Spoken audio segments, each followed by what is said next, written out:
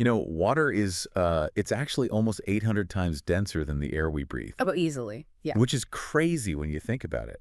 And if you treat it like an enemy, like if you try to fight it, it will win every single time. Absolutely. You cannot outmuscle water. You really can't. Yeah. And yet, for generations, the prevailing philosophy for teaching a kid to swim was, well, it was essentially to trigger this pure panic, fight or flight response. Right. The old throw them in and see what happens method. Exactly. You toss them in, you hope that mammalian instinct just sort of takes over, and it's all about this brute, chaotic survival. It's an approach built entirely on panic, which is just, it's wild we ever did that. It really is. And that is exactly why today's deep dive is so vital for you listening. Yeah. Because if you are a parent, whether you're just, staring at that massive, unpredictable body of water at the local pool, and you just want your toddler to be safe. Yeah, safety is usually step one. Right.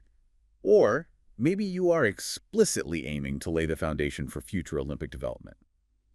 Either way, we're pulling from a really fascinating set of sources today. We really are. We're looking at the career, the philosophy, and honestly, the incredible legacy of a Scottish Commonwealth champion who became a master coach. Yeah. And our mission for this deep dive is to extract her definitive guide to early water confidence. We're going to explore how decoding the absolute pinnacle of elite international competitive swimming can be, well, reverse engineered for an 18-month-old. Because that translation, taking the elite and making it accessible to a toddler, that is the essence of master coaching. Oh, for sure. It's not about standing on the deck yelling split times. I mean, it is about understanding the physics of movement so deeply that you can take the biomechanics of a champion and just distill them into physical cues that a baby can instinctively grasp. Okay, let's unpack this. Yeah. Because to really understand this coach's methodology with these toddlers, we first have to understand what she put her own body through as an athlete. Right, the foundation. Exactly. The sources take us back to 1994, to the Commonwealth Games in Victoria, Canada. But it's actually the Scottish trials leading up to those games that really that expose the mechanics of her whole framework. What's fascinating here is the sheer scale of her physiological output at those trials, because she was defined as a long-distance freestyle specialist. Which is grueling on its own. Oh, totally. And aerobic capacity in water is vastly different than on land. So going into those trials, she was expected to win the 400-meter freestyle. And she did, right? She did. But she also won the 200-meter and the 800-meter freestyle. Which is, to put that in perspective, that means she completely mastered energy management across entirely different metabolic thresholds. Yeah, they are very different races. Right. The 200 is largely anaerobic. It's basically a controlled sprint where your muscles are just screaming for oxygen the whole time. It's pure pain. Yeah.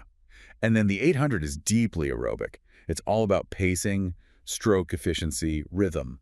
It's like a marathon runner suddenly entering and winning a series of heavy powerlifting events. It highlights this extreme rare mastery. And that's not even the most impressive part. No, it's not. Here's the detail in the sources that just absolutely stops you in your tracks. She didn't just dominate the freestyle events. She entered the 200-meter butterfly and the 200-meter backstroke. And she won them. She beat the reigning champions in both. And she ended up being one of only 3 female swimmers selected for the Scottish team. Which is just biomechanically staggering. I mean, most swimmers at an elite level are highly specialized because the neurological pathways and the muscle adaptations you need for different strokes are often completely contradictory. Oh, interesting. How so? Well, freestyle is all about rotating on a longitudinal axis, right? You're minimizing frontal drag, utilizing a continuous flutter kick. It's all about streamlined efficiency. But then you look at the butterfly. Right. The butterfly is arguably the most physically punishing stroke we've ever invented. It looks exhausting just to watch. It really is. It completely abandons that longitudinal roll.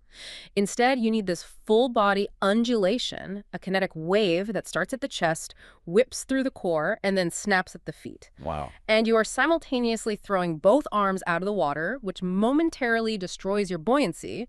So it requires massive core and shoulder strength just to break the surface tension and vol forward. And then, just to make her run even more complicated, she wins the backstroke, which fundamentally alters your spatial awareness. You're swimming blind, basically. Exactly. You are moving through the water completely blind to your destination.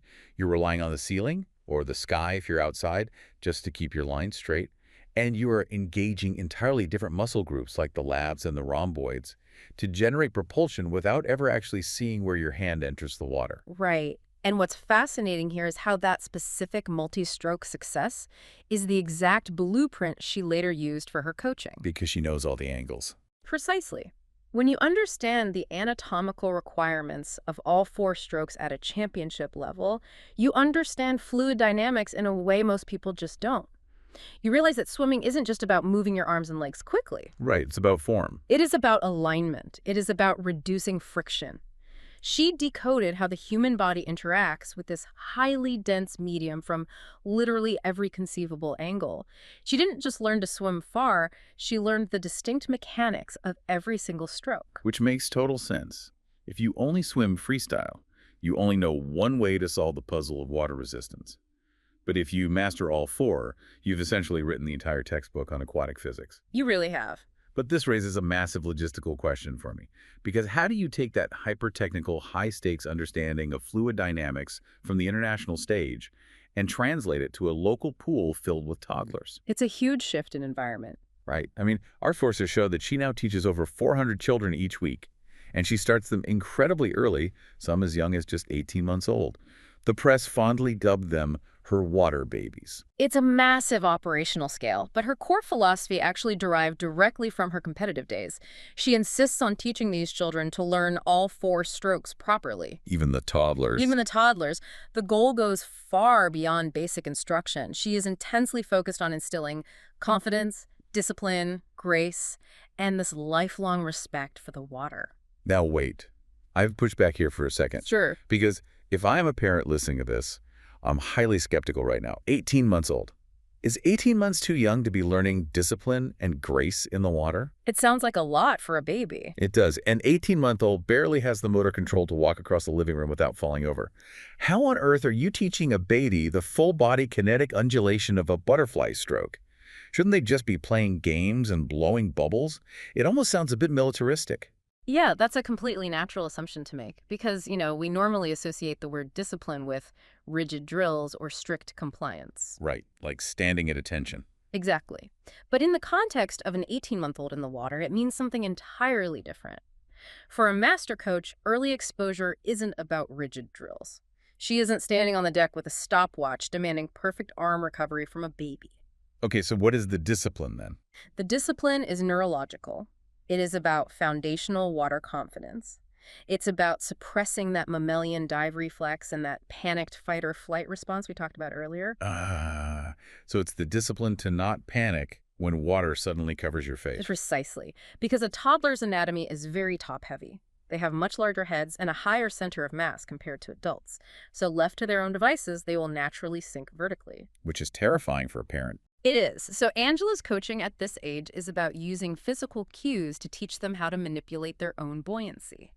It's teaching the brain that if you just tilt your head back and push your chest up, the water will actually hold you. Wow. That is the grace she is talking about. It's moving with the water rather than fighting it. And by insisting on strong technique early on, she builds stronger, more confident swimmers both in and out of the water. The early discipline is actually all about safety and respect for the environment. It makes me think of a Chinese finger trap. Oh, that's a great analogy. Yeah, because when people panic in the water, they thrash. Yeah. And thrashing in a medium that is 800 times denser than air is like pulling really hard on that finger trap. The more chaotic and forceful your movements are, the tighter the drag grips you. It just pulls you right under. Exactly, and it exhausts your muscles in seconds. So grace in this context is the realization that to move freely, you have to relax into the trap. You have to align your body and reduce the friction. That is a perfect way to visualize it. Thrashing creates chaotic pressure waves. When Angela teaches an 18-month-old these modified versions of the strokes, like the simultaneous arm movements of a butterfly or the back floating of the backstroke, she is building complex neuromuscular pathways early on. She's programming their nervous system. Exactly. She is teaching their central nervous system that the water is a supportive environment provided you apply the right technique. That early discipline creates a child who, if they accidentally fall in, instinctively aligns their body rather than panicking. And the results of that early neuromuscular programming are just undeniable. Which brings us to the pathway for high performance. Right? Looking at the older kids. Yeah. Having established her methods with toddlers, we can now look at the results.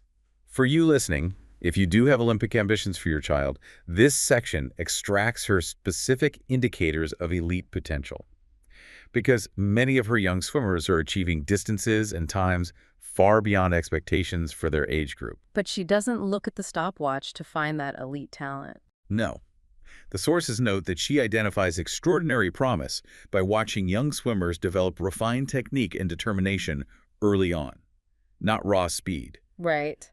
So what does this all mean? If you want to put your child on an Olympic track, the focus shouldn't just be on making them swim fast immediately. According to Angela's sources, the key is prioritizing flawless technique across all 4 strokes and fostering psychological determination before you ever worry about the stopwatch. And if we connect this to the bigger picture, Angela views early coaching as laying the absolute foundations for futures filled with opportunity. The underlying physics are undeniable. Drag in the water is roughly a square function of velocity, meaning the faster you try to go, the water doesn't just push back a little harder, it pushes back exponentially harder. Yeah. If you teach a child to swim fast with bad thrashing technique, they will eventually hit a biological wall. You simply cannot outmuscle form drag. Because speed is really just a natural byproduct of efficiency. Exactly. If you teach perfect technique first, that exact alignment and friction reduction she used to beat reigning champions, then as the child grows and naturally adds muscle, their speed will scale exponentially. That makes total sense. And furthermore, by teaching all 4 strokes, she actually prevents overuse injuries. A swimmer who only learns freestyle develops massive imbalances in their shoulders over time. But a 4-stroke swimmer develops balanced, symmetrical musculature. She explicitly sees her role as paving the way for those potential Olympic ambitions by building an unbreakable foundation. And the other pillar she looks for is determination. Our sources note she views swimming not merely as a sport, but as a life skill, a source of strength, and a testament to perseverance. It builds incredible character. It does. And you have to think about the psychological environment of swimming to understand why. Well, yeah, swimming is essentially an exercise in sensory deprivation. Yeah, your face is in the water. Exactly. Your face is underwater. You can't hear your coach yelling. You can't hear the crowd cheering. You are just staring at a black painted line at the bottom of a pool for hours on end. It is the ultimate test of delayed gratification. Which fundamentally wires a child's brain for resilience. Yeah. Teaching a kid how to endure that kind of monotony, to push through that quiet physical discomfort, purely for the sake of improving their own technique, that doesn't just build an athlete. That builds a very specific type of citizen. Absolutely. And we actually see that exact character trait reflected in how Angela's own career evolved far beyond the pool deck. We move from the physical act of coaching children to the broader societal impact of her work. Because the perseverance she teaches inevitably leads to recognition outside of the water. Her journey of inspiring the next generation actually caught the attention of the BBC. They filmed her to recognize both her own past achievements and her success in progressing these children to such competitive levels. Here's where it gets really interesting. Think about this incredible narrative arc. Back in 1994, she met His Royal Highness Prince Edward while competing in Victoria, Canada. Right at the peak of her athletic career. Exactly. Fast forward years later, because of her profound dedication to the sport and to the youth, she was invited to present the Duke of Edinburgh Gold Award to 60 inspiring young people, and she presented it on his behalf. It is such a profound full-circle moment. It really is. The young athlete who is competing on the international stage, meeting a royal, becomes the master coach who is then asked to step in on his behalf to recognize the perseverance of the next generation. And she also attended the Diamond Jubilee celebration of the Duke of Edinburgh Awards at Westminster Abbey alongside Her Majesty the Queen. From dominating the butterfly at the Scottish trials to standing in Westminster Abbey, it's just incredible. It perfectly encapsulates her core belief, Sport is powerful not just for personal medals, but for its capacity to inspire the next generation. All these accolades, they are merely a reflection of the perseverance and dedication she instills in her students. So as we wrap up, let's recap the main takeaways for you listening. Building early water confidence requires starting young.